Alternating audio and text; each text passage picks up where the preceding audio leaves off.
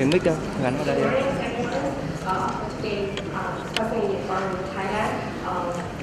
Today I would like to consider sharing about our research study from in the topic of listening the faculty that affected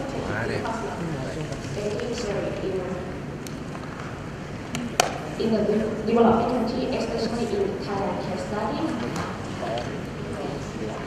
First of all, to clarify more for our study,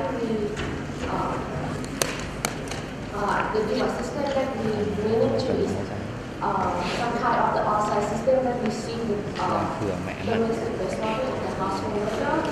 So for the background, why we need to study on the user need factor that might affect to the because of service.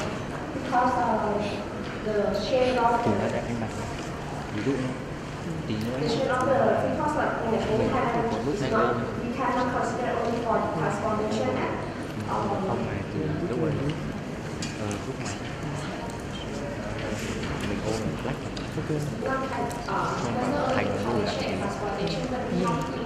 what are the because of generation from the household that we made to serve for the customers. So this is a picture that show about what are the shares of the because of generation in Thailand. So for this study, we mainly the objective is mainly focusing on the first part of the chains is mainly on what are the factors from the user and also the device system that may affect the frequency and needs for the people's like service. So the methodology firstly we should we select the 6 provinces in Thailand in the regions in Thailand because all the regions have this aspect and also the user behavior cover. And then we select 3 cities for each province collect the information by integrating with the household, with the customer, and also collecting by observation in the device system at the household level, and then we analyze the information to figure out what is the main factors that affect to the because every service that need to be concerned for the timing because of the management. And this is the overall purpose of this study that we collect the information like for general information, number of people, the behavior of users for using the toilet and time legal system that we see the because like for the household and then we link with the requirement of the FSM survey. And for the result of general information that we found that most of the household in Thailand, most of in the household consists of 3 to 6 persons in the household, or for each person they mostly use the toilet about 3 to 4 times per day. Then this can be calculated for the because generation for babies. And then we have for each household they generate the because in different because they depend on the toilet type. We can classify to the toilet system and water system. Then how different between the toilet system and water system is the data difference the role that is for each town uses the toilet activity. And for the investigation we also observe we also determine the role that they use the water for the toilet activity that going to the system is about 20 liters per capita per day for the toilet system and 25 liters per capita per day for the and about the information on on-site sanitation system Liên quan quay là chuyện it uses shape his system that can be valid for one row of the shape or two rows of the shape. And in some areas of the real estate areas, they use the commercial market or the market or certificate. And when we think about how we manage the customer management for the disposal, because they use the most shape system, so the thing about the free customer is already placed into the groundwater, so they not think about to try to submit the system to the system or the process zero system. And for them, we go to how who are service provider of the free customer. And most in Thailand, the local authority is served for the free customer service, but actually some areas they have not high demand of the free customer service. So they have another option for like Paris to serve this service as well.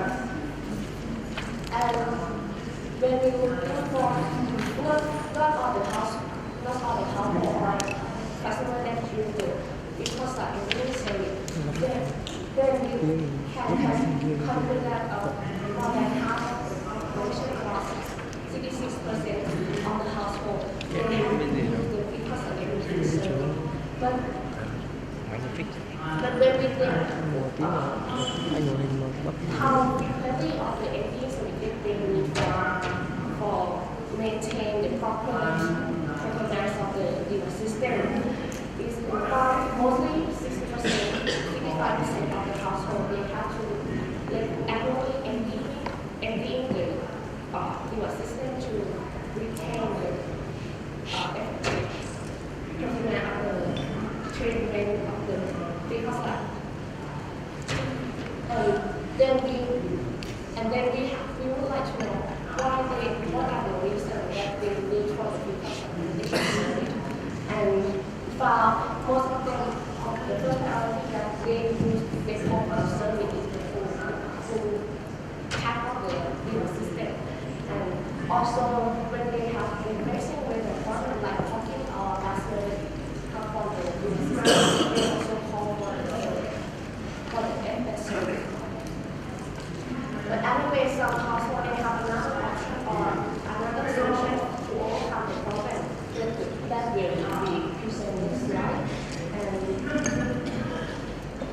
the from this slide, even the food tanks or gas mill, the solution for the customer is almost the same thing for our service.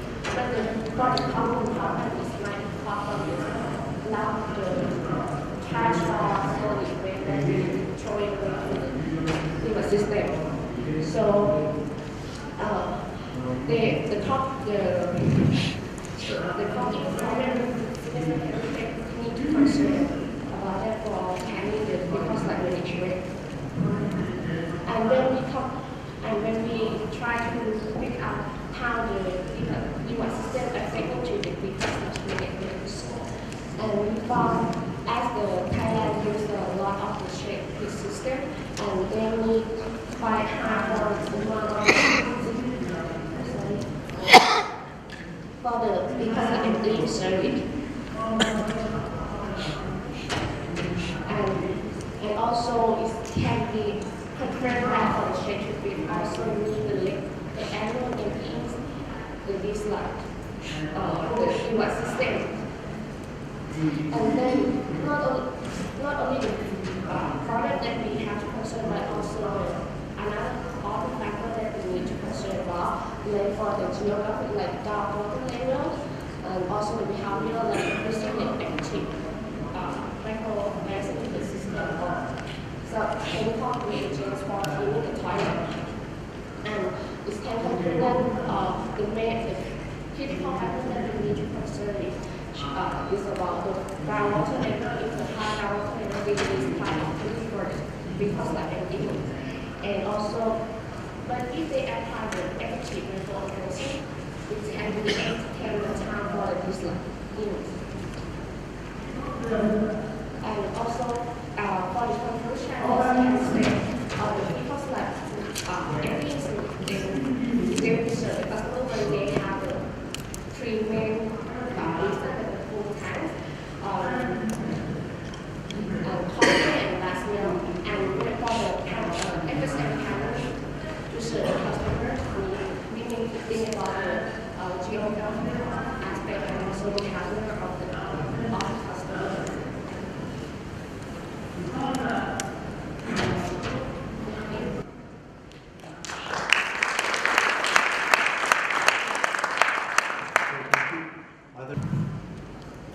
Thank you very much for the presentation, Stefan Weider from Water, Germany.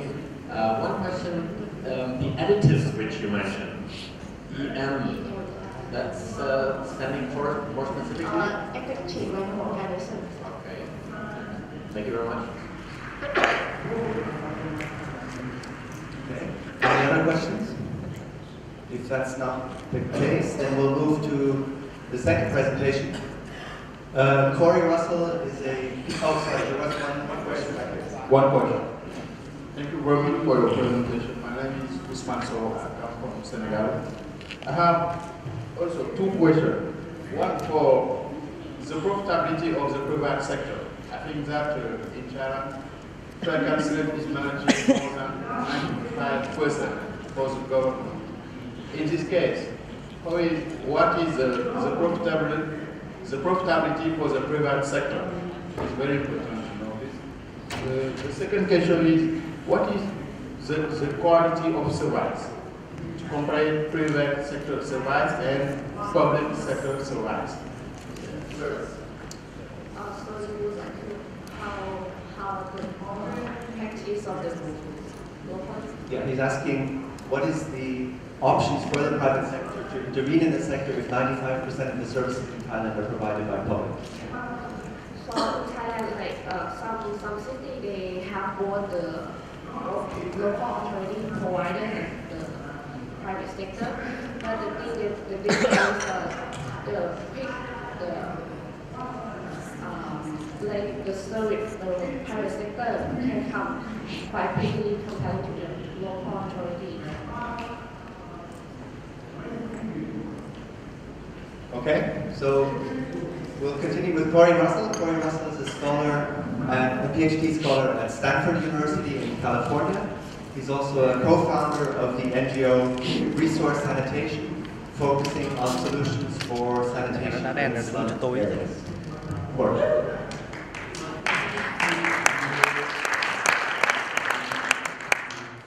All right, thank you very much. I'm going to be talking about the impacts of container-based sanitation and household toilet collection service in Cap-Haitian Haiti.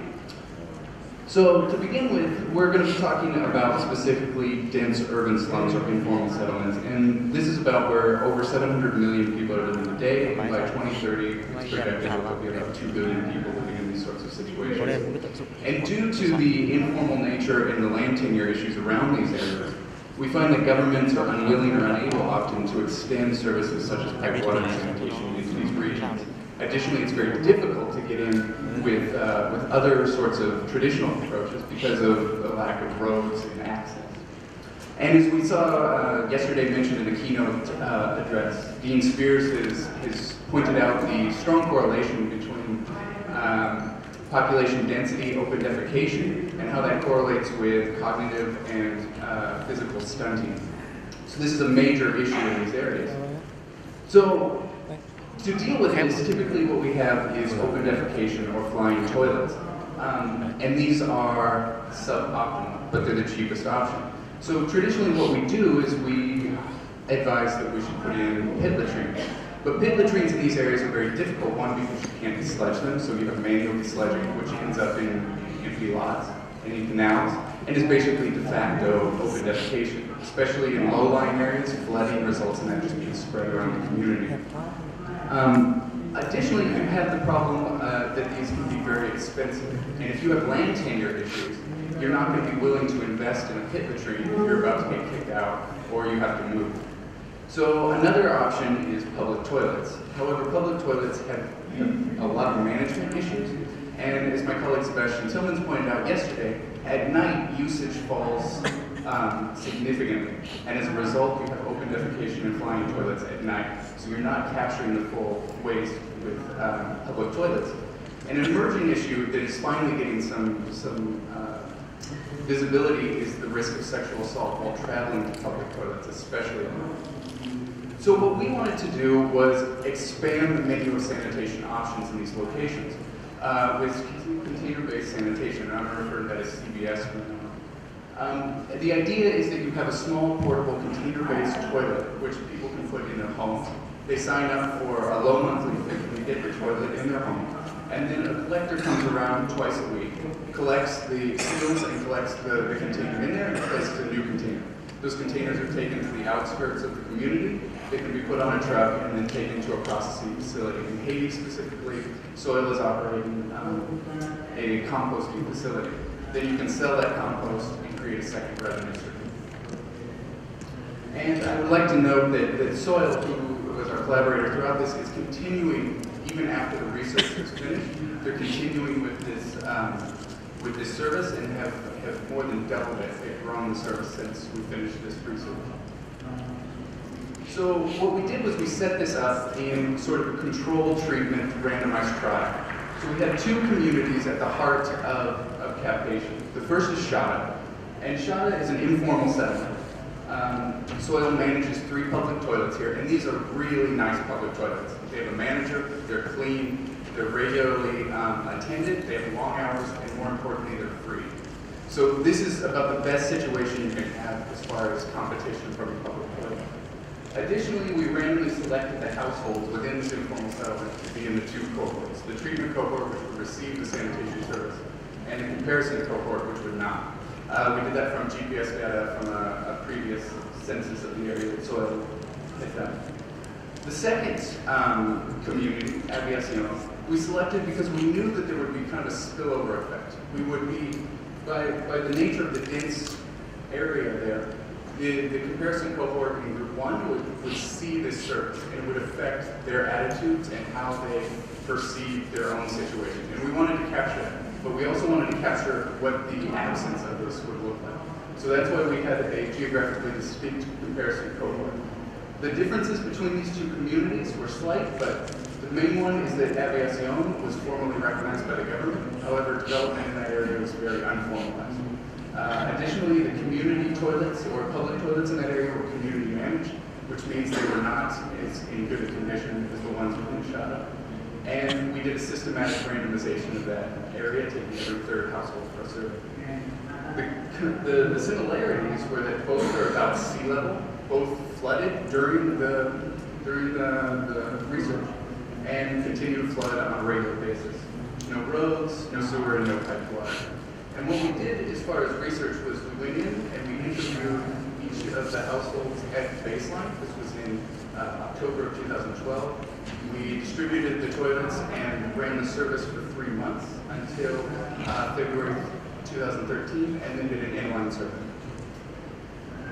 So the research questions that we were trying to get at, and the ones that I'm going to be presenting today, were 1, what is really the change that we see within treatment households as far as sanitation practices, perceptions, and attitudes in comparison to households that are not receiving this service? And second, we wanted to know if a CBS toilet result in increased fecal contamination within household drinking water. Because this is a new sanitation kind of technology that we're putting within someone's house. We want to make sure that we're not causing some sort of new risk of contamination within the household. And so that's what we were aiming with that. So we spent about a year of iterative design, working with Cap-Haitien residents to come up with this design, which is a urine diverting dry household toilet. And the urine goes into the front into either a container or to a soak wicket, and in the back, after each defecation, dry cover material is applied. In this case, it was sugar cane bagasse and crushed peanut shells. The key with this is that you notice the white veneer and the Western style toilet seat. These were very important aspects of the design because the reason that people choose to upgrade their sanitation facilities is typically not for health reasons. It's for convenience and it's for aspirational reasons. And so making it as similar to a flush toilet, which is kind of the gold standard in people's minds, was very key in triggering that kind of aspirational aspect. So this was the toilet that each household within the treatment cohort received. Additionally, they received training on how to use it properly and general hygiene training as well. Finally, they were, for the 3 months of the research, they were given a free 3-month trial, and then they were given a choice at the end of whether or not, and this was made clear up front, the choice at the end, if you were unsatisfied with it, you could return the toilet at no cost to you and you go your way. Or if you wanted to continue, you needed to start paying a monthly fee of $5 US per month. So, we asked people, and you'll notice on each of these bar graphs, the left is the baseline survey, the right is the inline survey. So you have your treatment, comparison 1 and your comparison 2. And we asked about satisfaction at baseline and inline. And as you can see in the treatment, we had an increase from 32% at baseline all the way to 87% at inline. And we did not see a real great change in the comparison groups. Likewise, we asked about a lot of different attitudes: pride, shame, respect, dignity, these sorts of questions. Specifically, I'm going to talk about shame because I think this is very important, and it's a very hot topic when you talk about CLTS, community-led total sanitation, these sorts of things. Shame and dignity and these sorts of things can be very powerful motivators for investment in sanitation. And what you'll notice here is that from baseline to inline, we saw people reporting that they felt ashamed by their sanitation situation drop from 53% to 6%. Likewise, when you look at the comparison group, this is the group that is seeing this happening in the community. We saw people reporting that they felt ashamed by their sanitation situation increase from 46 to 65%. So there's definitely an activation happening within the community. Let me be very clear, we did nothing as far as activation goes. We didn't spread any sort of information about this being a better system or anything. This was purely just observation. And that's all great, but does that actually result in any sort of demand? Stated demand is often very, a very fluffy number. So at the end of the survey, we asked, would you be willing to pay $5 a month for this service? And in our treatment cohort, 77% stated that they were willing to pay that. And it was similar in the other 2 cohorts as well. So then we went back 3 months after payment had begun and looked at who was actually paying. And 71% of the original households were actually paying. And there was over 80% on-time payment rate at that point. To put that into context, that's about 2.9% of their reported average monthly expenditures. And to get even more granular, they're spending more on cell phone credit every month than they would be on this system. So finally, we also found that there was no significant increase in E. coli contamination for stored drinking water using IDEX sampling methodology. We have the 3 different levels down here, and basically the light shade is your acceptable drinking water.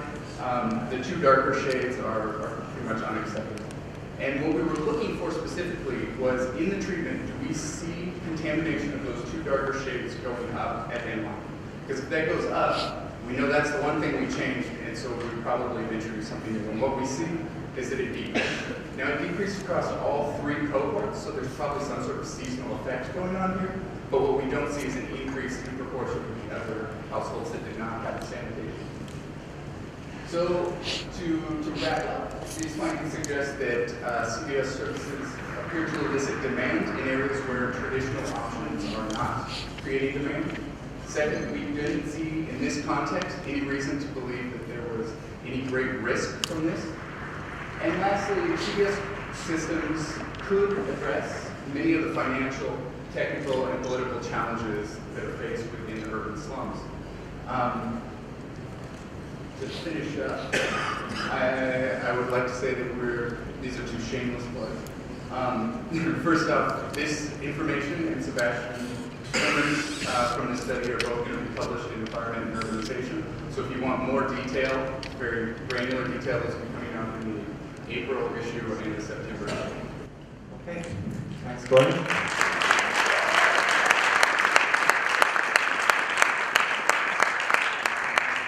We have a question here. Thank you. Hey, this is Maren from Border, Germany. I have a question about the service model, because we see that there are a lot of toilets and they're not maintained after some time. So what would be your model around having those toilets serviced? The actual toilets in the households, you mean? So the way that it was working was that if there was, the households were responsible for cleaning them, and they typically, we took pictures and looked at how well they were being maintained over that time period, and they're typically maintained really well. When things were broken, that can be worked into the service model. There's repairs that happen as part of the, because in essence, we're looking at it as you're not owning the toilet. It's almost like a rental toilet in a sense, so it's part of the service. So is that answer your question?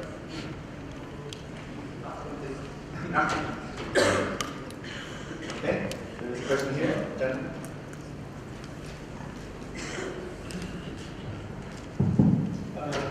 I'm Shafiqul from UNICEF Bangladesh Country Affairs. Thank you for the presentation. Basically, two questions. One is, how do you offer the container at the first place? Is it free or you sell it? Number one. Number two is, it must need heavily community workers going 2 days in a week to replace the container. It may be possible for a small scale, but when it is very huge, say you target a community of maybe, I don't know, 20,000 people, then all these containers and changing the containers twice in a week needs huge workers.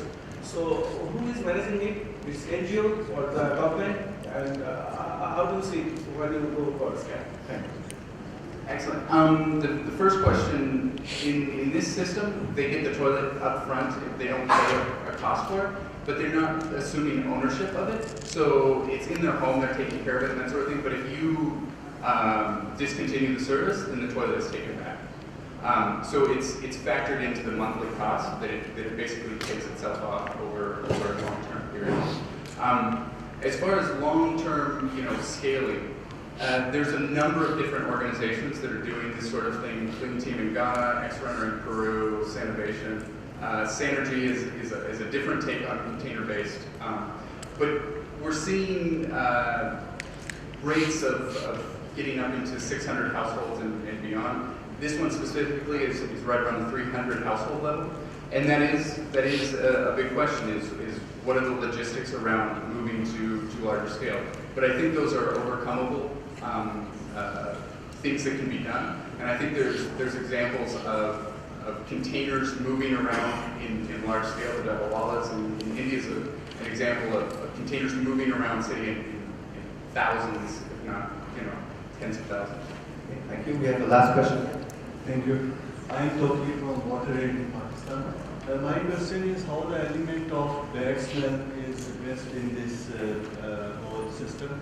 And the other thing is how the operational side of the collection and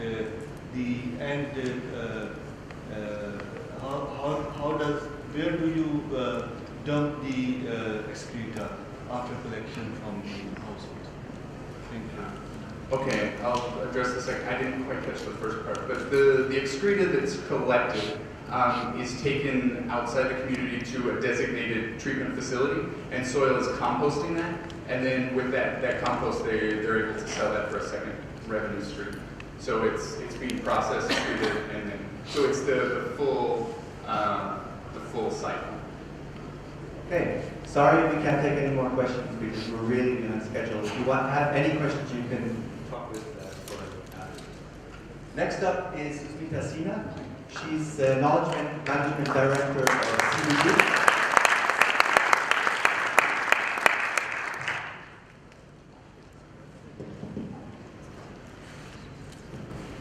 Okay, good morning everyone. I will be presenting a study that we have conducted based on our ongoing project in Bangalore, which is funded by the Bill and Melinda Gates Foundation.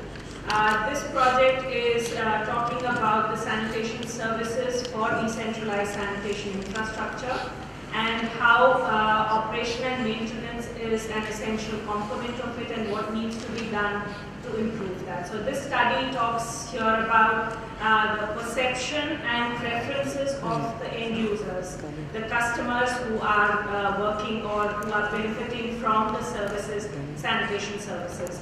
So the study is being conducted with BODA and CDD together, and I thank my co-author Sriram Iyer from the Indian Rural Management Institute from Anand, Gujarat.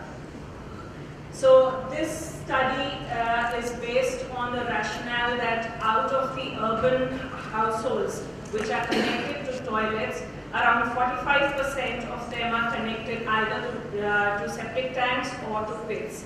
And therefore, desludging becomes one of the main services required for by the users. And therefore, we studied the perception and preferences of people with respect to the desludging services. The preference of people and their perception is based on various factors, and for that we first try to understand what is the perception of the different end users for desludging.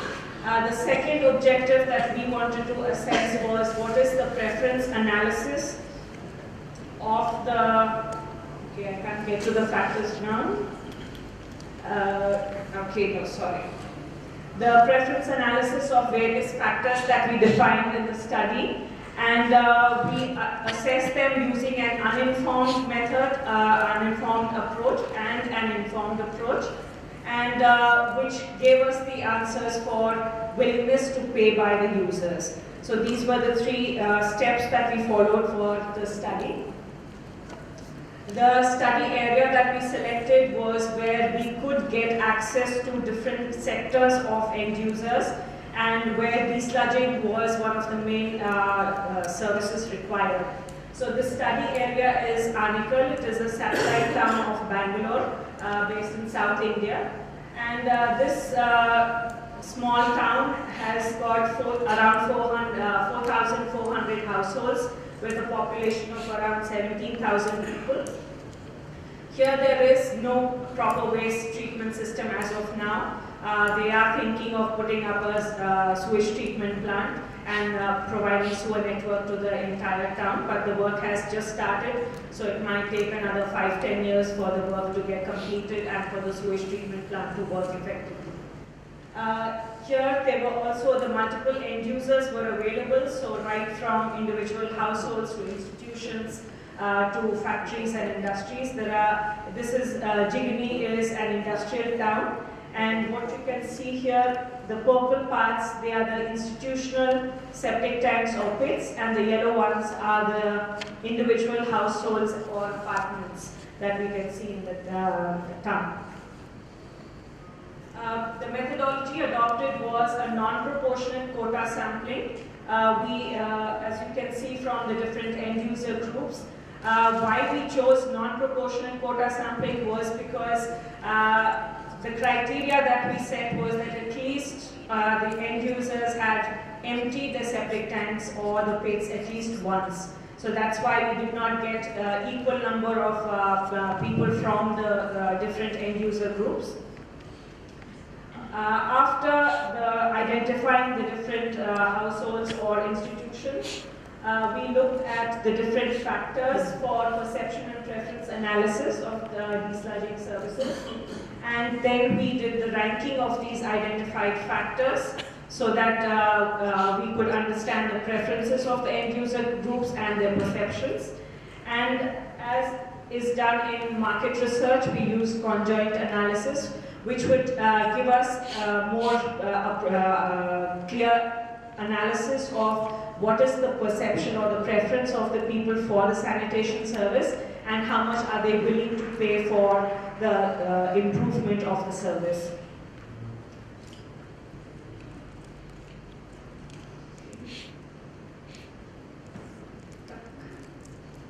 Okay, the factors that were used for analysis. Timeliness, that means how quickly the service provider responds to the request for desludging. The work efficiency, that is how well the treatment analysis or the desludging service is provided. Is it clean? Is there spillage? Does the service require supervision, or can it be done without supervision? Then the price worthiness, so how do the people think that the service is at a good price, or is it too expensive? Then we looked at hygiene factors, so when the desludging is done, is there a problem of insects, or is there bad odor around the septic tanks or pits? And also the work safety, both from the workers or the service providers' safety point of view, and also where the sludge is being disposed or the septage is being disposed. So these were the factors that we studied, and they were ranked according to the preference and perception of the people.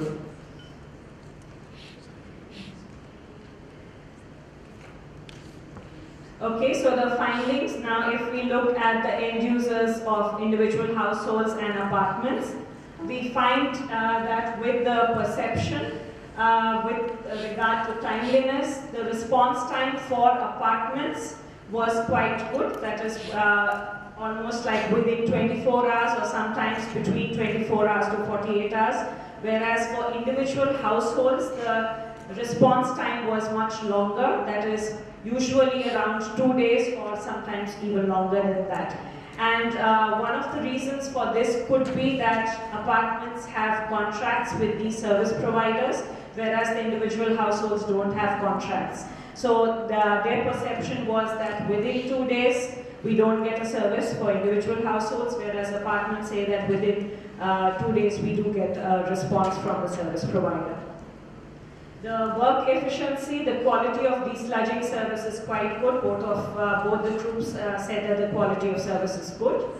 Price worthiness, both the groups have rated that the price is on the higher side, and this is the service is provided by private service providers and not by the government, because the government says that it's too far for them to reach this place.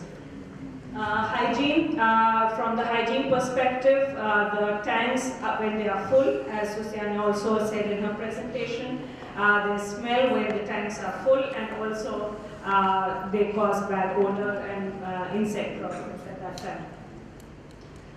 None of the end users are actually concerned about where the sludge is being disposed. So they're not bothered about that, though they do think about the workers' safety, but they're not bothered about where the sludge is being disposed. From the preference analysis, the end users from the apartments and the individual households, they prefer for a good quality service, so they want a good quality service and timely response. That is a priority for them.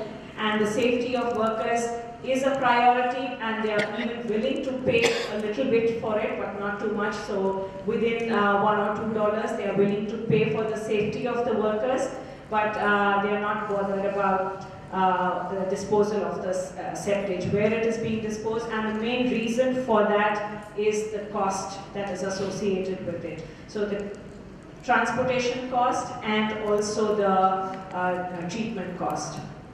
So when so when there is no associated cost, the ranking shows that the quality and timeliness are preferred.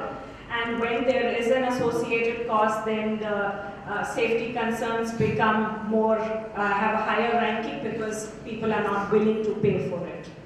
Next slide. For the industries, we see that they are quite happy with the timeliness, that is quick response within 24 hours, and that's because a contract is available.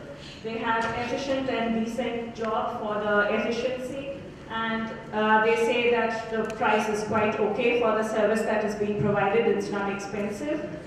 They don't have any problems with the smell or insects, and they are concerned about the safety of the workers and also where the sludge is being disposed.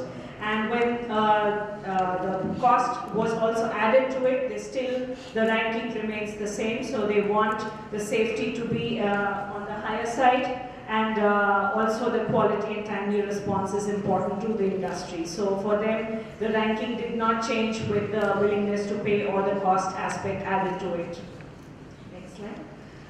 We also did a study of the hospital, college and school, and here we find that there's a similar trend. People want quality, people want timely response, but the schools are affected by the price and they would prefer that the quality time is and timely response is on a higher ranking, whereas they're not able to pay and not willing to pay for treatment of the septage.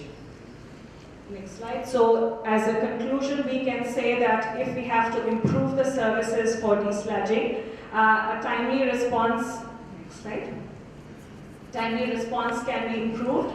Quality of work can be improved by training. That's around $2 for training, and that will help in improving the service, and people are willing to pay for that.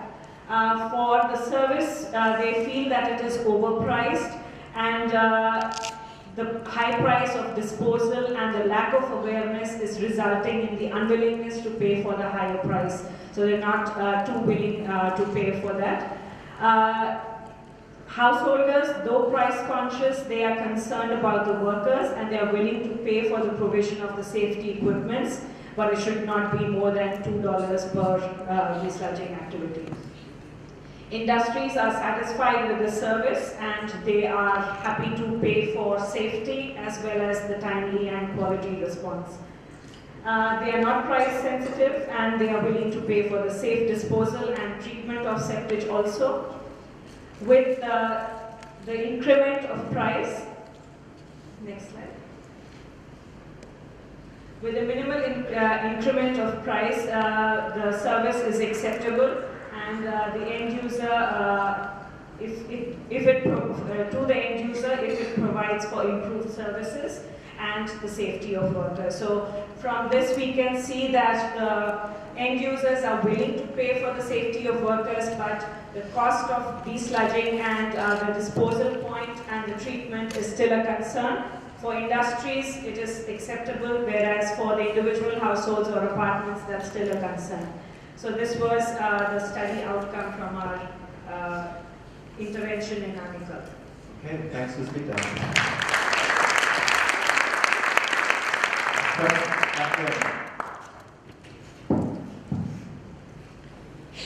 Hi, thank you. Anthony Kilbride from Haiti. I think you mentioned the schools were unwilling to pay the price for desludging. Can you maybe explain why that was and what kind of work you're doing to convince the schools individually of the importance of desludging and also perhaps at a national level the importance of desludging? For the schools, what we found out that the price associated or the cost associated with the treatment aspect, which is around $9 to $10 for transportation and treatment, they are not able to pay for that, and they say that of course we are concerned about the health and hygiene, but as the sludge is not being disposed in the school campus or near the school campus, it actually doesn't affect us. But in general, we are concerned about the health, and if we do get the price then or the cost support for it, then we could be willing to go for it.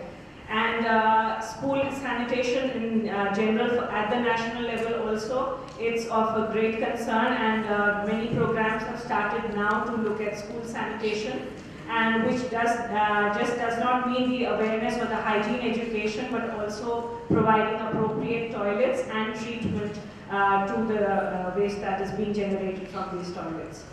Okay, we have a question back there.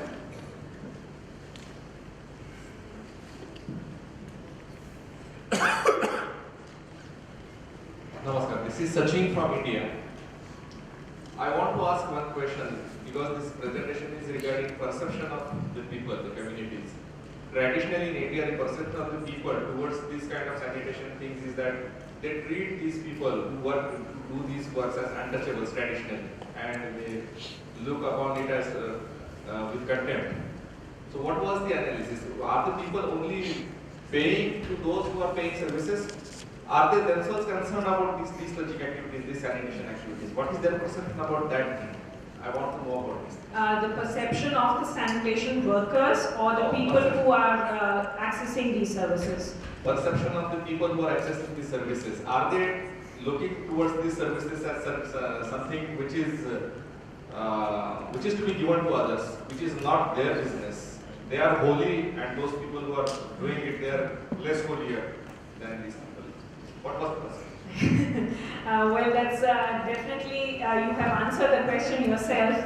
It is still an unholy activity, and the users or the end users here who are accessing the service, they do consider themselves more holier. But what we did understand from this study was that they are willing to provide more, willing to pay for the safety of these workers, because they feel that if these workers have access to these safety equipments, personal safety equipments, they will not suffer. So at least that's a different or change in the perception of the end users, and I hope that this continues and it can be more adopted as just a service and not like, okay, they are a different kind of people and I'm a different kind of people. I would add one small thing to this, ma'am.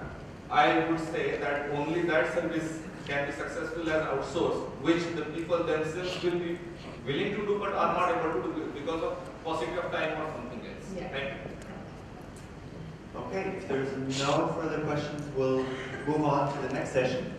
Next is Mohammed Bashir Bahar.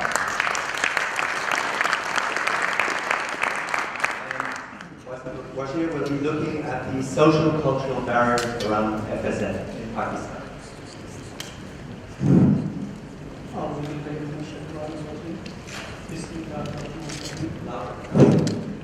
Hi everybody, let me say good afternoon to each other. Today the topic I am going to discuss with you is about socio-cultural barrier in the people's management in Pakistan. So it was a local youth-based initiative to indicate what are the social and cultural barriers in people's management in Pakistan.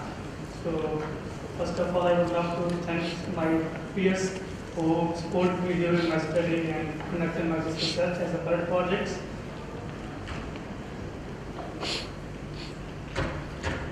So what about introduction of this study? This study was conducted at this district Faisalabad, FSM Tanjawala, which have almost 20 hamlets under this jurisdiction area, while the community which was selected for this study belongs to a rural community, very backward and to river Wadi, and almost have 39,000 populations. This study was actually conducted with the prime objective of how to get the better understanding of the sanitation approaches and practices being practiced in rural communities of Pakistan, and to implement the safety measure of people's flood management. And the third one, the last one, was to analyze the socio-cultural barrier which is faced by local communities as well.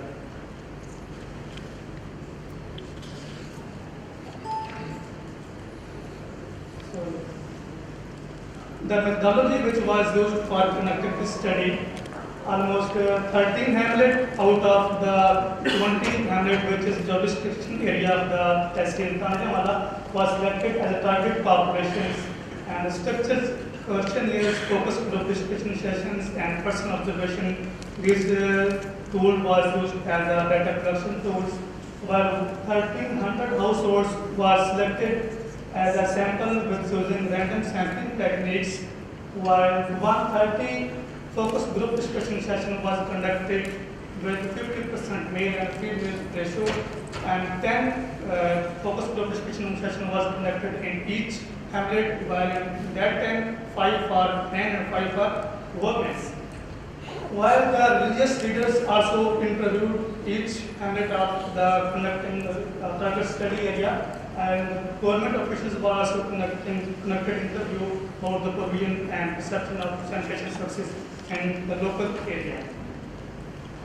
What about key findings?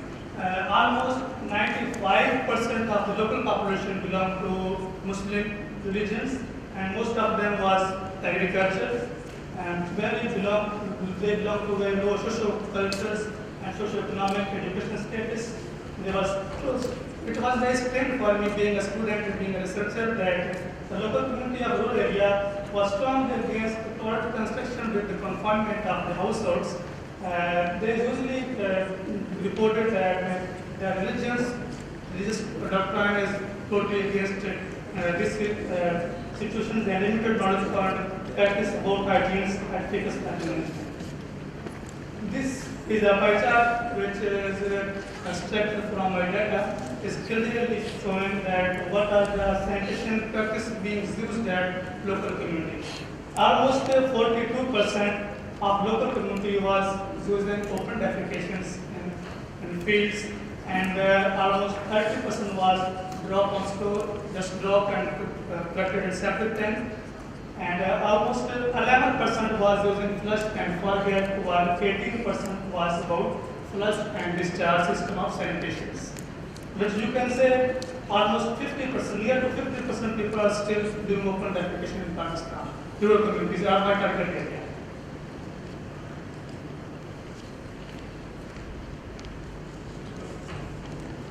The local community is usually demonstrated and reported that it's like to talk about fecal management in Pakistan. And it was very interesting for me that a lot of people say, oh, what you are saying, guys, what you are saying. We usually enjoy the open defecation when we use open at field and open sky and birds are singing sweet songs, cool breezes blowing. What you are saying, do you want to snatch out that budget time? Oh, that was a very critical time for me as I was being a researcher and younger person. So, people found very reluctant to talk about the frequency that management with local communities. No interest. It was also strange for me. And when I asked them if anyone subsidize you, anyone provide you the sanitation toilets construction, would you please accept it? The response was no. No, we don't want, because we want to use open defecation and enjoy the open sky. So, the next one was the bad smell and health hazards at local communities. This is the social-cultural barrier pie charts which are extracted from my data, and you can see almost 40% of local communities representative demonstrate that the religious doctrine of the Pakistani country does not allow them to even touch the feces and urine because it's very rigidly founded there. And here, remaining almost 20% was the same practice is not existed in our culture and tradition actually. And we were never allowed to each other. I mean, even we were not allowed to our local community to adopt such a facility at local community. But 14% say yes, we want, but we have not enough information. We have not information how to manage it. And 11% say, so sorry, we have not technological information about these situations. And almost 16% say this is a bad, disgusting things. You are telling bad smell situations and fecal situation as well.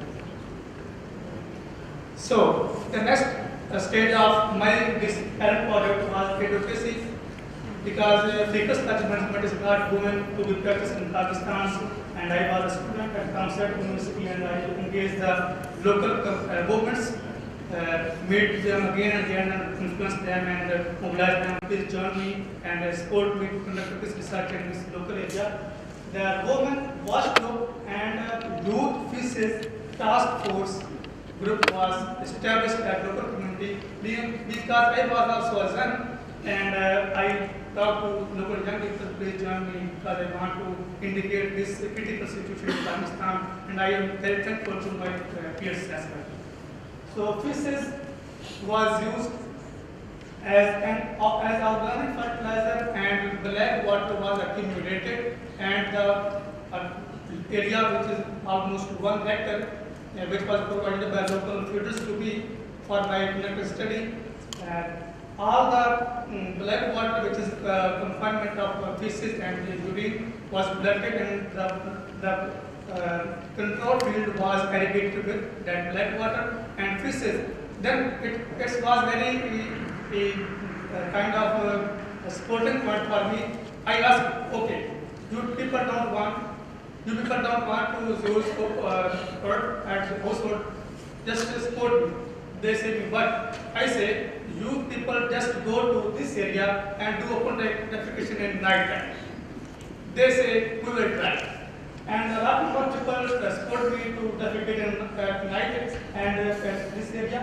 While at the same place, inorganic fertilizer and fresh water was used, and you can say how much nutrients the fishes and green have.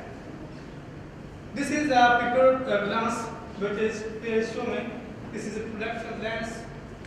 This is a production ponds, transformation, how we transport the black water to fields, our limited fields. This land is covered with the non-permeable plastic sheet so that all the nutrients and all the chemicals are not penetrated in the groundwater and not disturb the groundwater bodies as well. This is accumulations. You can see the scenario, and this is on field.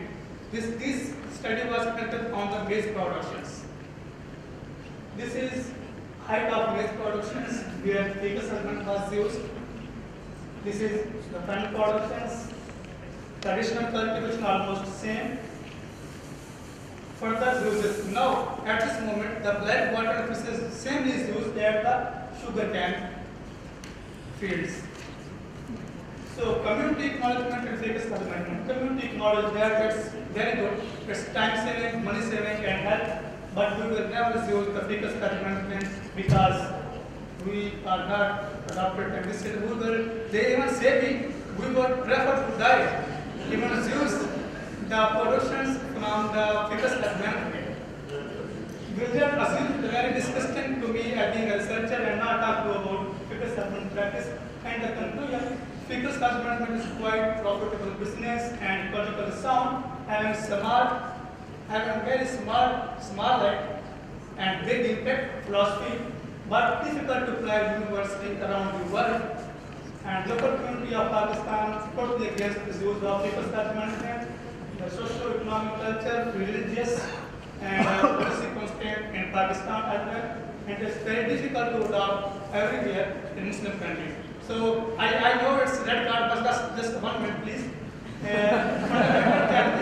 So this is a fundamental challenge in Pakistan being faced by our communities, religious affiliations, socio-economic continuous, disaster stress, poor education, environmental hazards, lack of political will, instability and poor policies, and class, gender and women issues, institutional capacity and health paradigm. The recommendations is the educational institution, youth and media the joint venture to mobilize the community capacity building, risk management as well, and political enforcement, decentralized sanitation system could be provided, ecological perspective, and it can be used for resource recovery as a fertilizer and biogas. And thank you so much for being with me.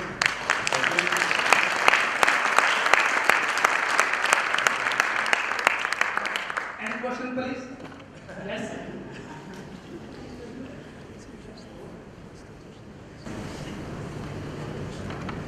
Thank you for the presentation and the opportunity for me to ask. I have 2 questions. My name is Ali from Indonesia. First question is on the religious doctrines and religious religion that you say people will get and prohibit them from building or construct a toilet at home.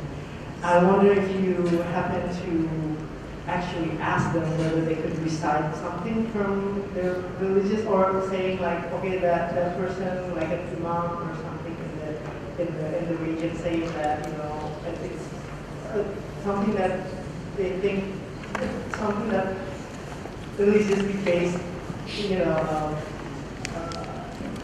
verse or something that prohibits them from constructing toilet. Because I think if you say it's a bit confusing for me if you say religious doctrines versus perceptions or traditions.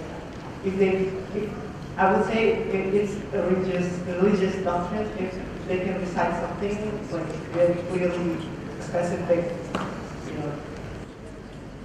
with that Yeah, point. yeah. So why in Pakistan is that so pervasive?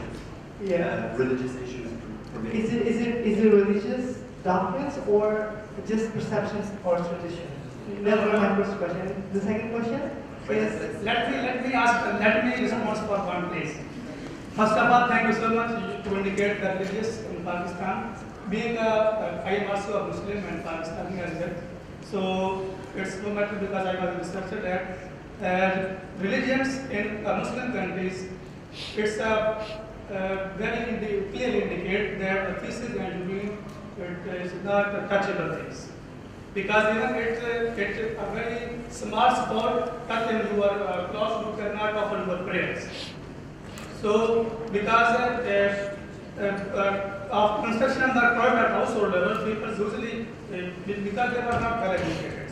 If they were well educated, they were never saying what you are saying to construct a private household level. Because this is also a system, getting paid here, privacy system. But our religions, every religions, I think so, have a specific doctrine to touch and deal with feces and urine as well. I think so. Does that answer your question? Is it clear? not really. Okay, anyway, I can talk to you after this, but the second question I'll move up. I think there's a link between when you're saying, at first they were phobia, and then suddenly you move up to building a task force within the community. How do you do this? What are you doing there? I'm not understanding. What you please speak loudly? So at first you say there's a phobia in the community, and then you say on the next slide you formed a task force within the community. So I wonder what were you doing so that the task force is formed? How did that change? How did you change the community's perception and values? So this was a pilot project of me there at Pakistan, and this is not existing in fact now at this stage. I just engaged with my friends, my local friends, because I was a student. I belong to a local community as well. I request them please join me and help me to conduct this study because I was student at Downset University. This was very interesting for me to conduct a figure study management study in Pakistan.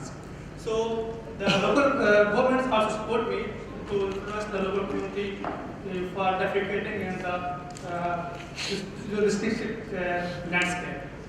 They just support me to influence the people's defecation. The youth task force helped me to collect and confinement the black water and take it to my study area. Right, then we had a question here.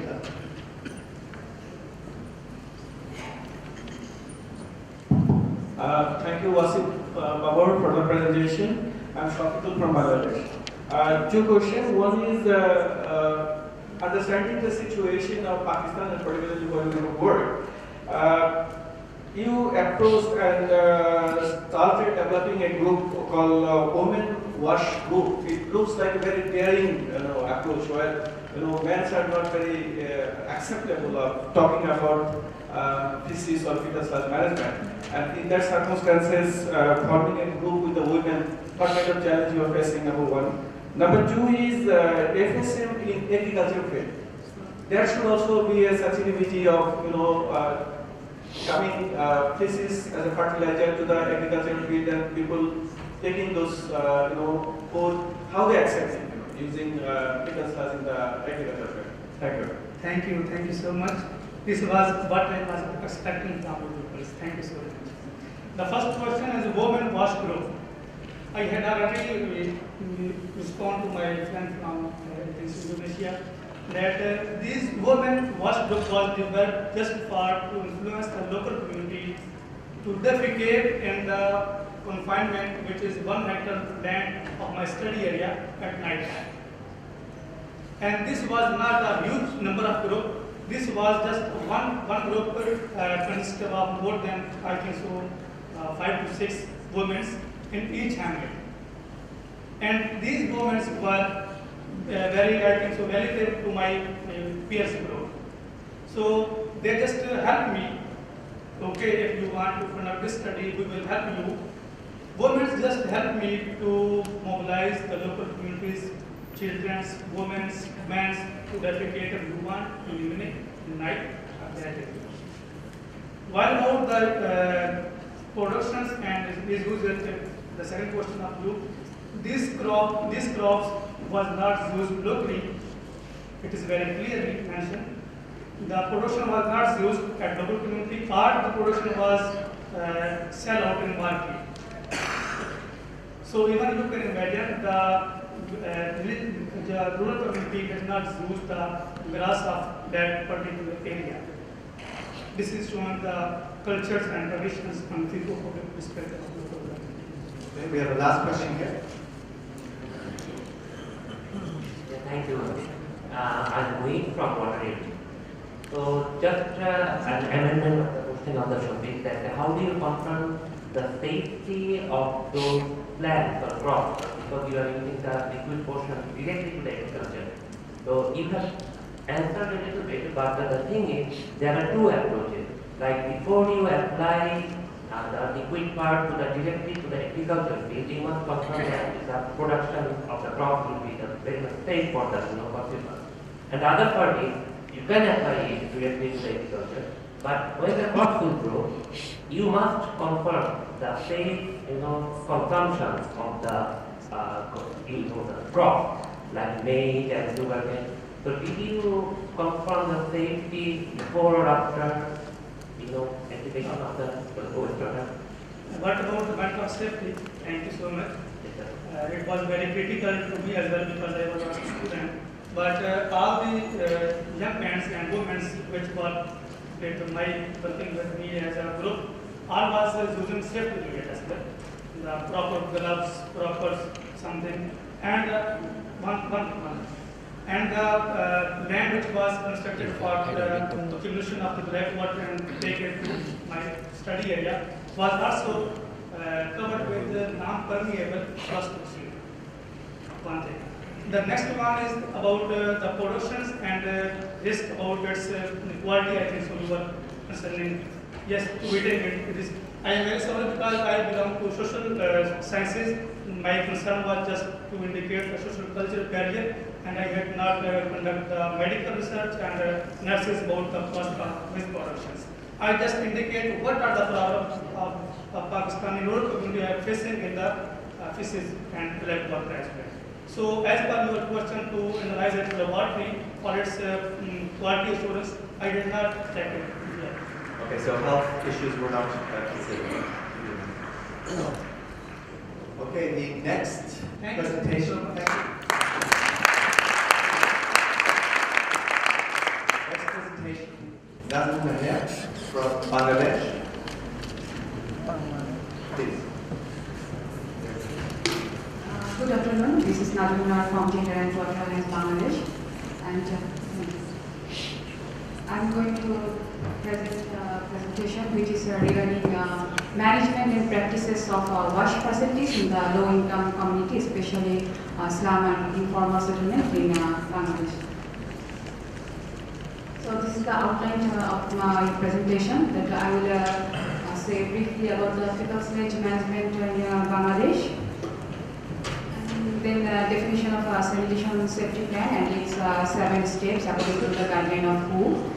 And present scenario of the informal settlement and some real field examples which is related to sanitation safety plan. Actually, first 3 steps we are focusing here. It has 7 steps and later on some observations.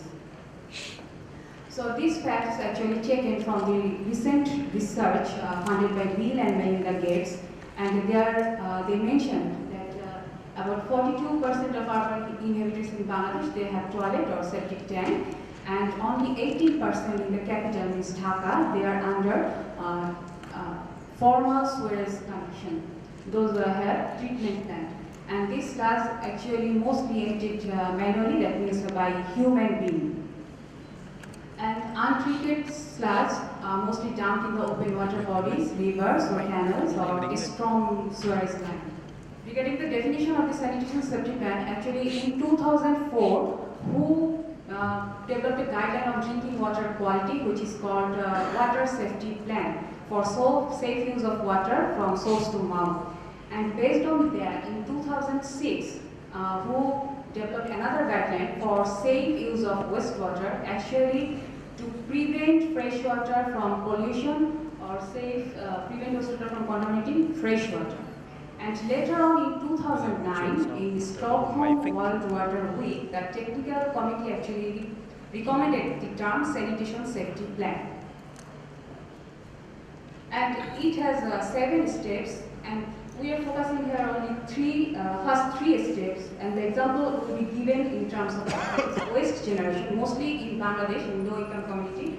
Waste generation is developed from pit toilet, or simply means community managed toilet. And transportation of this waste, sometimes it is go to the direct storage line in which this pipeline is available, and when it is not available, it is directed to, it goes to septic tank and then storage line.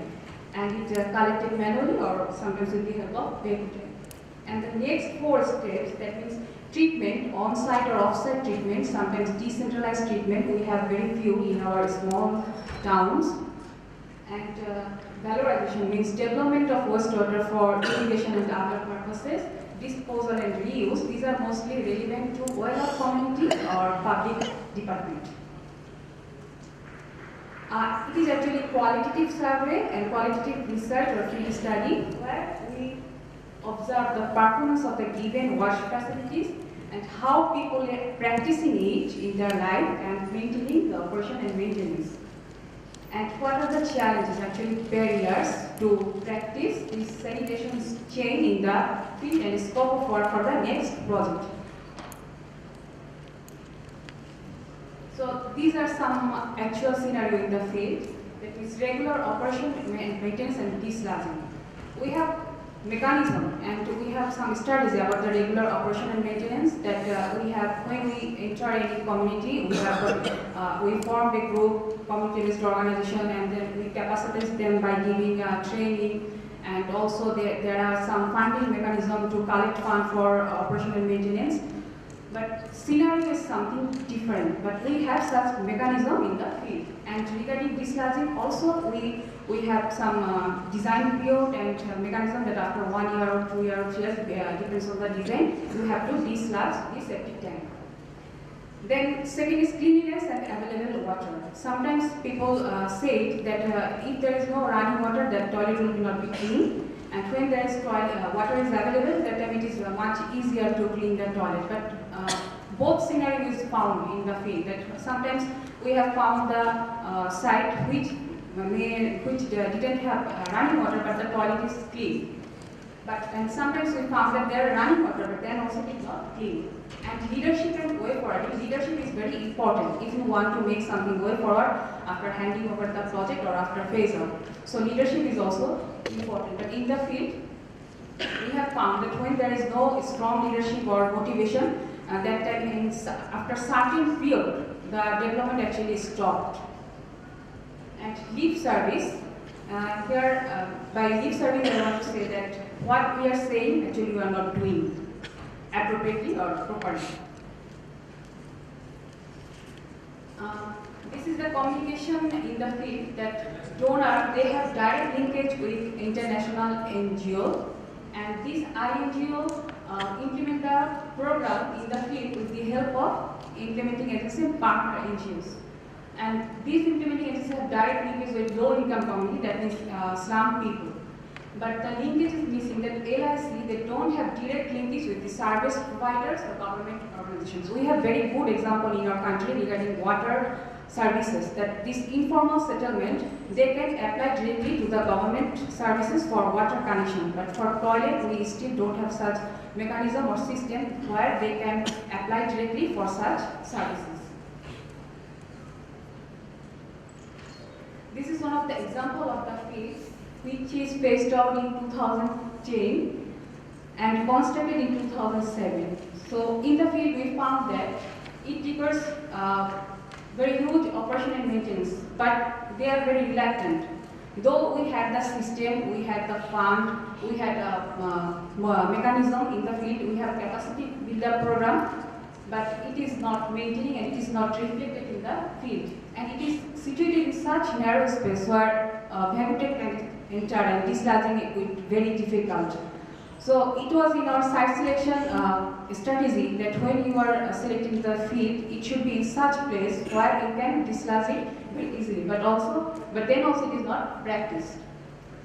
And from the beginning to till date, it is not dislodged. And initially there were soap oil, now it is out of water, and septic tank is also not functioning well. So the intention of presenting this, that we are already doing a lot, we have very good document and very good mechanism, but we need very small thrust to make it more polished and to make it successful.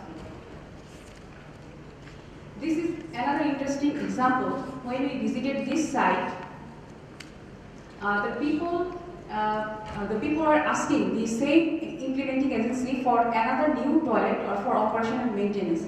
But they don't think themselves that how we can do it, or except that NGOs, we can ask to the government or other service providers as a citizen of Bangladesh for basic water or sanitation rights. But they actually don't have that information and they don't think of that. They only know the NGOs who came to them at the first time, but they are very temporary, NGOs there for very temporary time period, and they work for them for certain period, but there is some lack of information there, that maybe that information was not communicated well enough, that after this handing over or phase out, what to ask or claim your demand.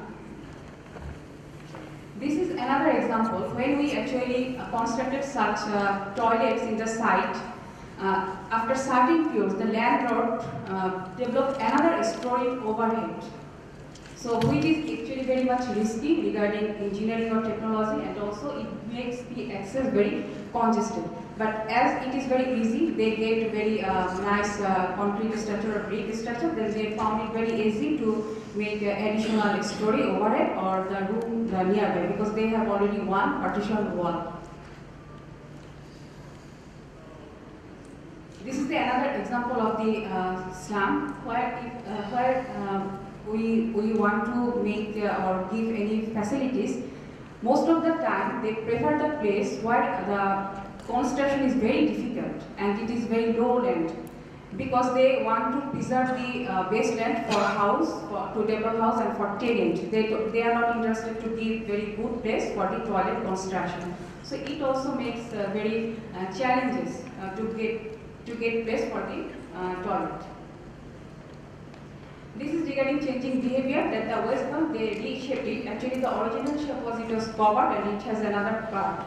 But sometimes maybe there are argument or controversy that if they reshaped it, why you don't prefer or honor their choice. But there should be some linkage with science and the message of community people. Because if community people prefer to reshape it, we can't follow it because it has some science behind it, why the shape is like this. So we need changing behavior and motivation also. This is the scenario of the toilet which has running water, but then also it is unclean. So there are a few observations that for this kind of program we need good motivation. I would like to say motivation rather than mobilization. And after that, capacity builder program with application of knowledge. And then follow-up and district nurturing program for better operation and maintenance. It is not like that we are giving a capacity builder program like you have to do this way, you have to make the fund, or you have to do operation maintenance this way. But rather than we have to nurture them until or unless they can do it themselves alone. And access to information, where they will get the right information, where they will claim their right after the end of the project. And linking community government organization. And last, the total inclusive sanitation plan. Already we are doing very well in Bangladesh. The open defecation percentage is only 4%. We know the needs and necessity of toilets, but we are stopped in certain points. Now we have to think about the inclusive sanitation plan, which will result to the total sanitation of fecal-sludge management later on. And the scope of work for the next time, the development work should not be stopped when when project period is over or donor has been gone, because each team it has many things to do, but usually what we do after the donor goes, we just leave the field and we don't go look behind. And most of the time, the local in community, they are not sensitized enough to go away for it and linkage it. And inconsistency between strategies and implementation. That means what is in the document, we are not following it properly in the field. And it is very important to reflect our findings in the next phase of the project and focus on rehabilitation program also along with new projects. Hello, Giacomo from Gali from IRC. I was very pleased to see Gender and Water Alliance presenting this, but I did not encounter gender dynamics around the people sludgement. Do you have any experience? Can you share something? Thank you so much. Actually, this is the study of the low-income community, which when I used to work for Water Aid. That now I work for Gender and Water Alliance. But also we have such program in our organization where gender comes in differently. That means if I say about technology, we prefer gender-friendly technology. And sometimes there are some NGOs who make only women wash forum. That only women group, they take care of this operation and maintenance and other programs in the field. By this way, gender is inserted. But it doesn't have any gender dimensions in this. That wasn't my objective, the gender dimensions in this study. Okay. If there are no further questions, we'll move on to the second last presentation by Margaret Morales from UBC in Vancouver, Canada, looking at how to sanitize on-site urban sanitation.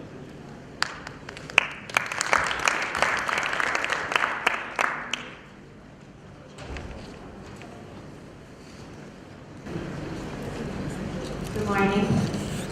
I'm happy to be here. I'm Margaret. And this work is done in collaboration with Dr. Gunilla Over, who's at the University of British Columbia. And she's with me here. There she is. So sanitizing on-site urban sanitation. What I mean by that is how do we make on-site sanitation in urban contexts not just acceptable, but desirable? So there's a very high failure rate in on-site urban sanitation. Generally, relatively few projects actually receive any kind of long-term monitoring, perhaps only 5%. But of that 5% we've looked at, it may be upwards of 70% that are no longer functioning properly after 5 years. So that's very high.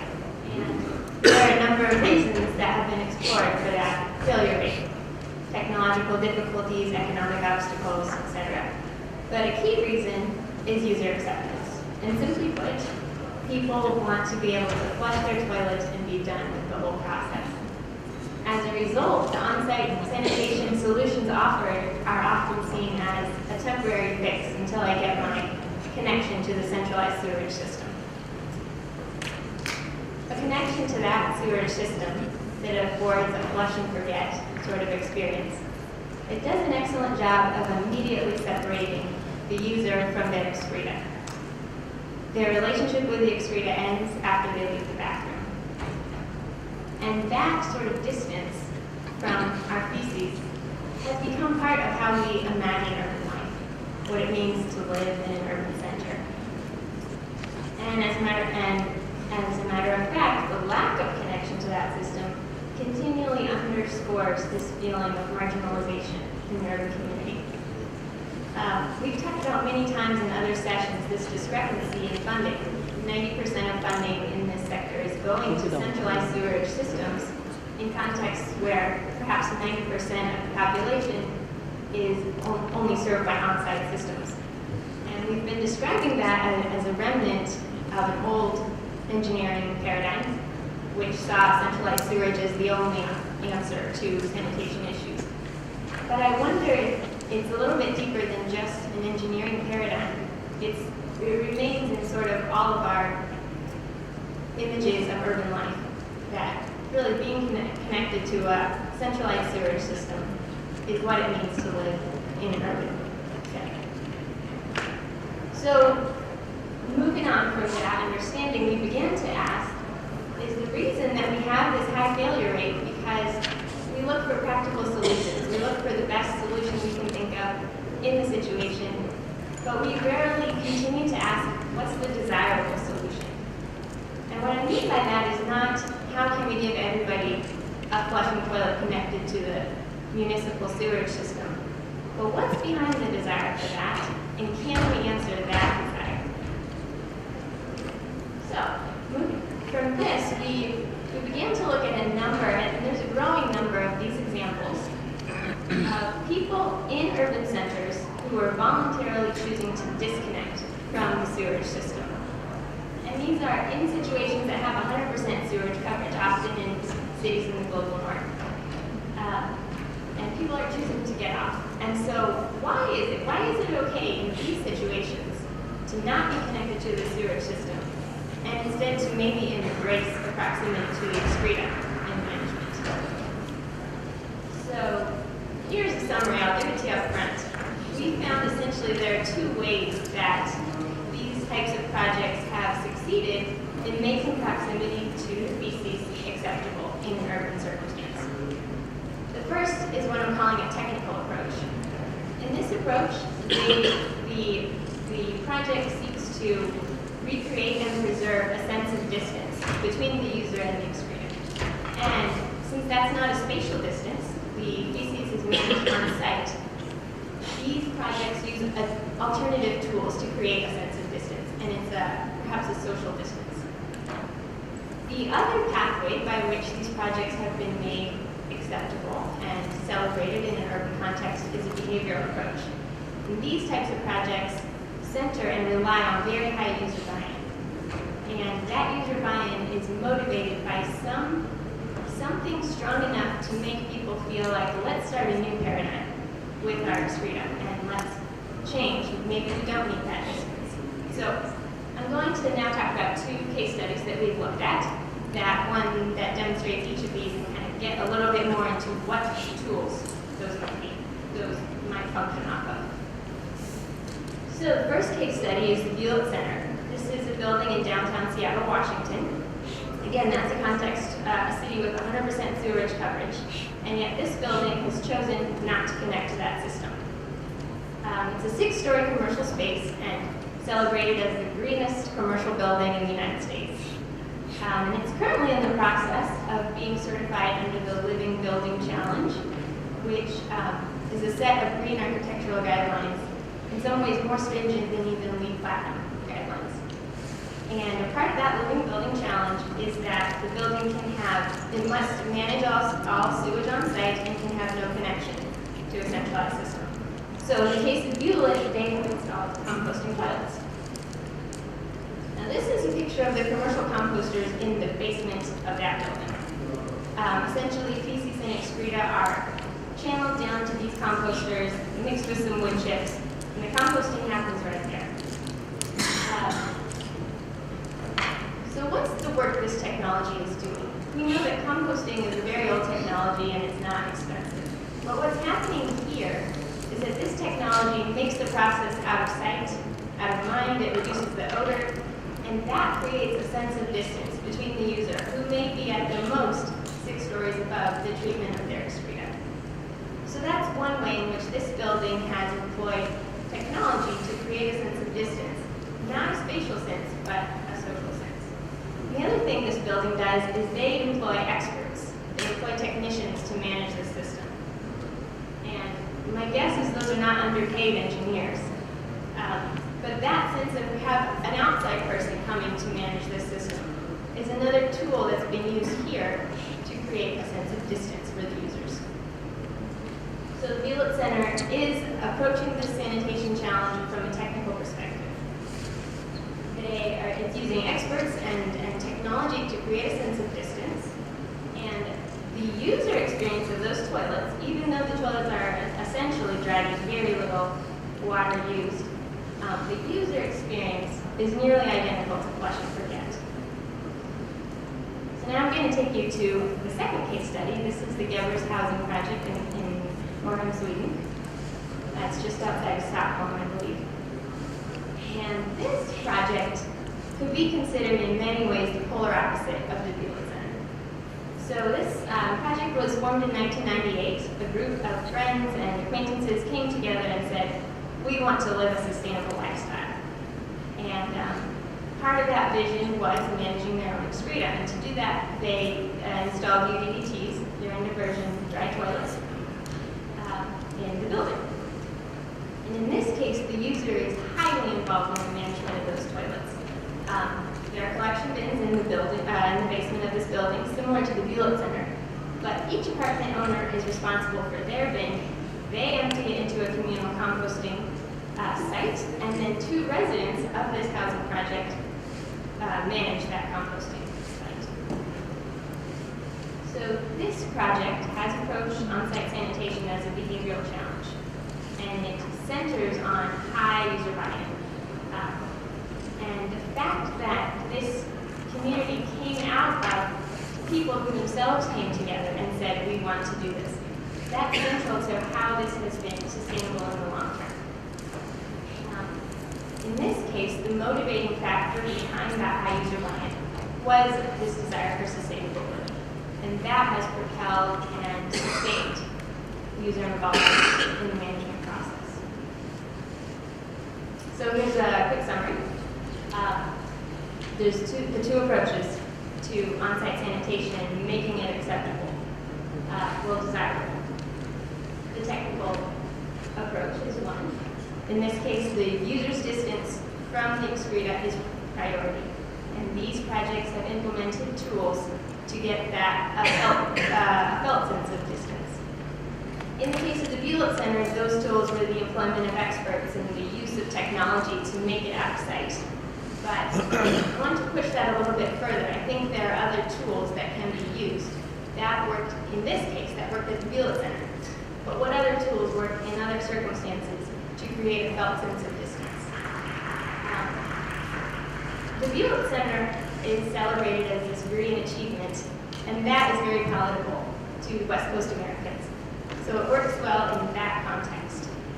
But the idea of creating a sense of felt distance and something that can be celebrated could be translated to other situations if we understand what's palatable to another circumstance. And then the second approach is the behavioral approach. Here, the focus has been high user buy-in to sustain user involvement in the management process. And so sanitation interventions that require user involvement, really they center on user buy-in. And that buy-in from the earliest planning stages. And that's often a big challenge with these kind of interventions. So I will leave you with this slide. I only talked about 2 case studies today, which is very limited, and that's because of our time here. But from the case studies we've reviewed so far, you don't see that there's necessarily a benefit to either of these pathways. The key is to do one very thoroughly, to either truly create a felt sense of distance or to get significant buy-in. And these individuals have changed the text a little bit. These are the questions I think we need to ask to push ourselves forward and to figure out how to make either of these approaches applicable to whatever environment we're working in. So either how can we create a sense of social distance in the absence of spatial distance, or how can we identify and encourage a high user buy-in? So thank you. Okay, thank you, Mark.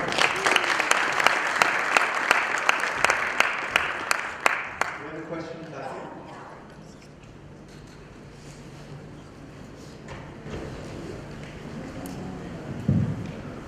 Thank you, Margaret. My question is, do you have any questionnaires, or did you get in touch with any of the communities over there? I'm just wondering if we actually get the Swedish building in Seattle and the Seattle building in Sweden, would it actually match? Would they be happy? So that's why I'm asking about the user experience. Do you have any primary data on this? So part of your question is, have we done surveys, and part is, are the users happy? So we haven't done surveys. This is the beginning part of this study. But I think we see user satisfaction by the fact that these are long-term projects. The Gebers Housing Project has been going since 1998, and the Bullitt Center has been built since 2000, but it is getting so much positive press that's how we're measuring user satisfaction at this stage. I was just wondering if these 4 places would they be successful again? We have Okay. that building in Sweden, would the people in Stockholm accept it? And if we have the Swedish building there, would the Seattle residents accept it? I'm just wondering. Okay, that's interesting. So I think part of what I'm trying to get at is that in each of these, there was a vision that was palatable and acceptable to that circumstance. An achievement in green architecture in the case of the Hewlett Center, or living a sustainable lifestyle in the case of Evers. I think the key is to identify what works in a particular circumstance. And so I can't quite answer. My sense would be, in this case, yes, it might transfer, but that's sort of, that's not the point. The point is, these projects have found what works well in that context. It's very context specific. Okay. Any further questions? Yes, back there.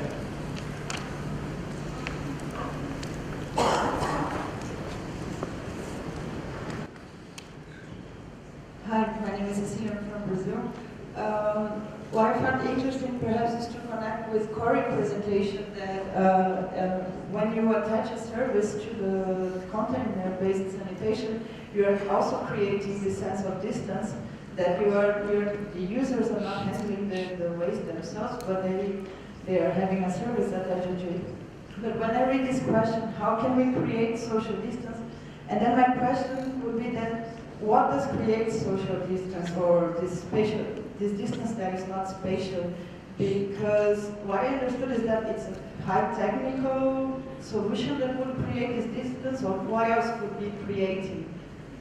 Okay, so it's not necessarily high technology that creates the distance. In the composting toilets, that's not a high technology. Composting is an old technology, and it's relatively low tech. The work that technology is doing in that context is creating a felt sense of distance.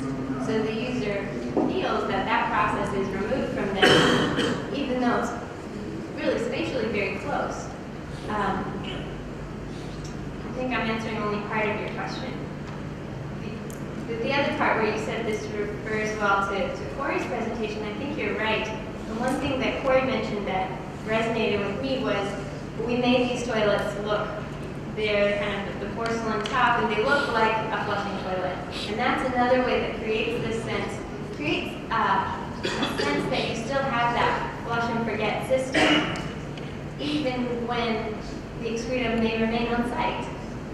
So that's another way that you can create that a sense. Maybe social is not quite the right word, but it's a user sense of distance, and that's removable from the management process. Okay, thanks. And last question here. My name is Chris Ivans. I'm at the World Backwaters Inflation Program in Kenya. While you were talking, I thought I completely agree with the messages, but it's just such a different context from what I and many other people, I think, in the room experience. And so I was going to think, well, that's sort of you can expect Canada, the US, and Sweden to have these sort of issues. It's so far removed from the slums in Nairobi. But it is interesting in Durban, they had the water utility went out specifically to find out what people want, because they had a real problem with people not using toilets or just leaving them decay. And they actually found that the critical thing why people wanted a toilet there was to have privacy. That's the priority around the toilet. And so what they started developing, they bought shipping containers and they turned them into public toilets near where informal settlements started evolving. And it's increased the use of the facilities enormously. Especially women like to go in private. I mean, the men sort of do their thing more or less everywhere. But it's advanced enormously. I just wanted to make the comment. So it was a bit puzzled about it. So different from what I wanted. Yeah, thank you. That's exactly the sort of thinking I hope that a model like this could get us to. This happens to be in situations with high sanitation coverage and where these kind of projects are financially possible. But I think we need to think about those questions exactly in a variety of contexts, and there will be different motivating factors in those contexts. Thanks. Okay, thanks, Margaret. We come to our last presentation. Buddy Dharma, he's a consultant for the WSP in Jakarta. And he will be talking about social media approach to FSM advocacy.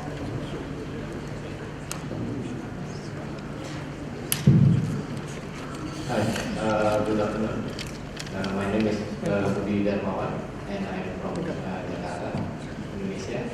I work for WSP and also I was from the US. Okay, maybe the time is very limited. Okay, let's talk about the FSM, but in different way from the other presentations. Okay. In Indonesia, especially Jakarta, we have a new phenomenon. Like we have a very cheap handphones and package data, and also the internet network is almost everywhere in the country. So cheap that you can buy a handphone only $24 US, and the package is about $4 for 1 gigabyte. And the next thing is what is about the relationship between the FSM and the new phenomenon. It's about the advocacy itself. So we can use the things in the phenomenon with the technology, and we have to advocate like the House of Representatives and also the high level of government officer and the community leaders.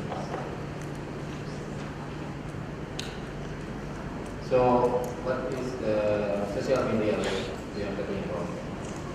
You can see that in Indonesia, there's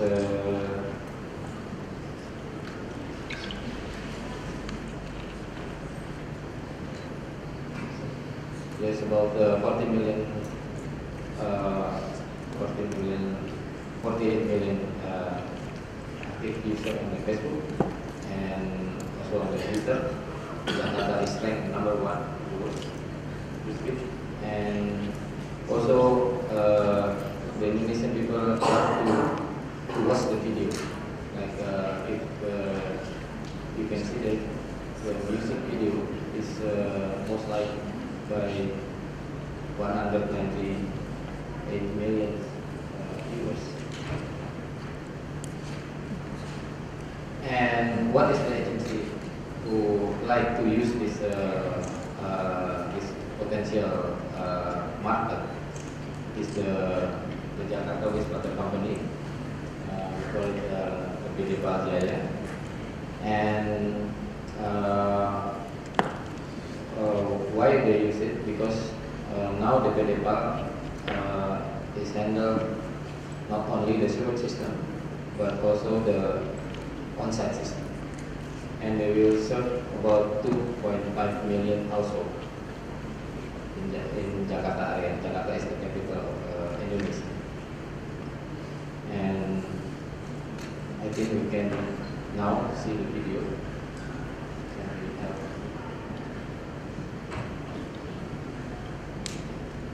Yeah.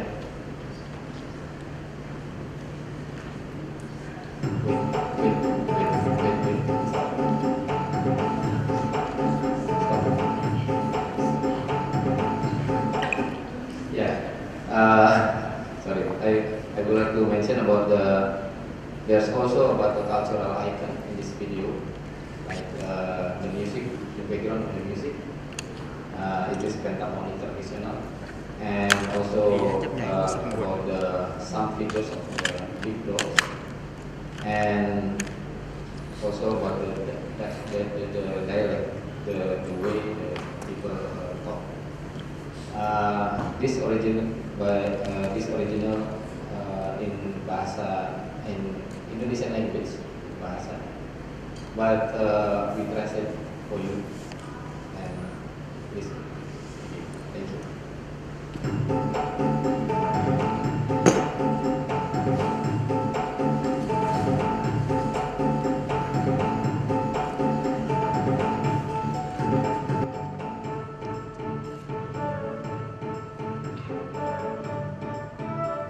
Did you know most of capital cities in Southeast Asia have been using sewerage system? That's why their cities are clean and beautiful, right? How about the sanitation facilities in our beloved city? It turns out that the coverage of sewerage system in DKI Jakarta is only around 4%. Most of people are still using septic tank or pit-to-treat, which is very close to the water source. Therefore, it causes groundwater pollution. Unfortunately, there are so many people who don't understand that groundwater pollution could causing health problems such as diarrhea. It's also decreasing citizens' productivity. They cannot work because of their illness while they have to provide medication for themselves. They need to earn more money. The government has to spend more budget to overcome those pollution. The pollution also made tourists unwilling to come to Jakarta. That's because the water is very unclean and it smells bad. According to the statement of Jakarta's governor, the domestic waste should be processed through sewerage system, not dumped directly into the ground. That's why the government of Jakarta had released the district's governance policy number 3/2013, which transfers the responsibility of dislodging services from the city sanitation department to PD Paljaya.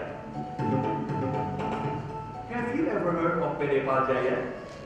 PD Paljaya is the local state-owned enterprise of wastewater management in Jakarta.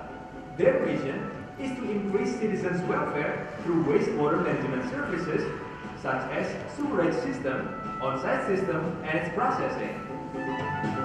Most of settlements in Jakarta are still using septic tanks, so the dislodging services is becoming one of the solutions. At this time, the dislodging services is implemented through on-call basis, especially when the toilet is clogged, overflowing, or smelling. This system still has problems, such as inappropriate dumping of dislodged waste. Most of Jakarta still don't understand about good sanitation system. Most of the septic tanks in Jakarta are still not according to SNE standard and linked into the environment, which is the case in most residential areas. In many business districts, there are still developers and owners who don't use on-site system. There is an easy solution to overcome those problems: the scheduled dislodging services. PD Paljaya will do the routinely dislodging services for local citizens, government, and also private sections. The dislodging trucks are modernized and sophisticated, supported by reliable operators and GPS systems to ensure the dislodged waste delivered into processing plant. Don't worry about the payment. The scheduled dislodging services is more affordable because it uses monthly payment system.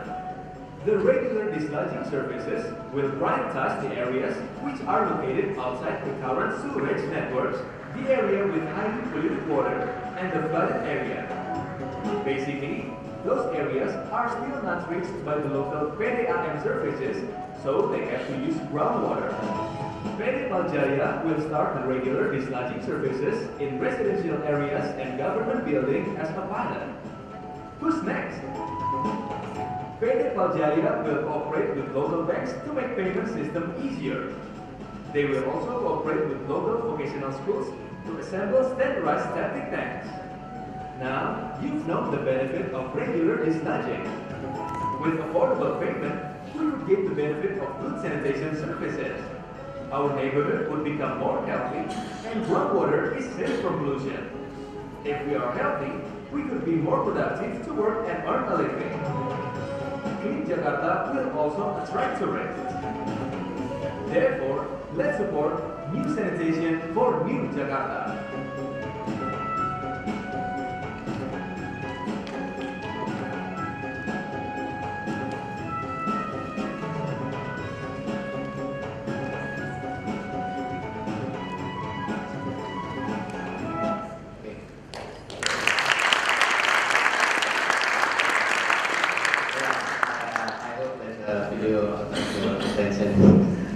Okay, now move to the behind the scene. So this video made by several agencies, the Jakarta Wastewater Company, the WSP, the UOS, and made in a local animation studio. And it's take 3 months from the scratch to the final delivery. And the budget is 2,260 US dollars. And in the FSM we have a meeting with 5 times, and consist of 4 people of separate agencies. And that video we use for the advocacy of the House as a representative in Indonesia system. If the agency wants to have a budget, they have to present the proposal to the House of Representatives. And also we use the video for the socialization in the community level and in the household. And now we put the video on the YouTube, and you can see it in the YouTube. So far the impact is the House of Representatives raised the budget from the 32 million US dollar up to 258 million US dollar for 5 months, for 5 years. And at the community level, we have speed up our data collection. Target is 6 months. Now we finish in the 4 months. And for future use, we will have advocacy material on the all level, like to advocate to government officer and others area and even other city. But we will take 1 or 2 iconic cultural iconic from that video to make it more familiar to the public to know about the program. I think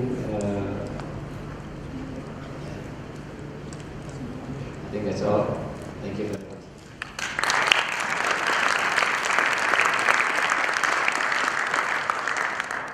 Thanks. Maybe one question before we go for lunch. Back there.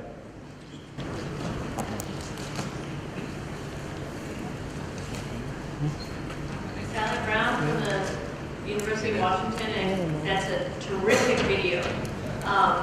Congratulations. Are you tracking the number of watches of the video, and how are you trying to maximize exposure or increase the number of hits on YouTube for this? Yeah, I think now the numbers are quite small, only 17,000 who watch the video. At the time we have changed the government, so we are not yet full advertising on the YouTube, but we will. Thank you very much. Okay, so I'd like to thank everybody for coming to this session, and bon appetit.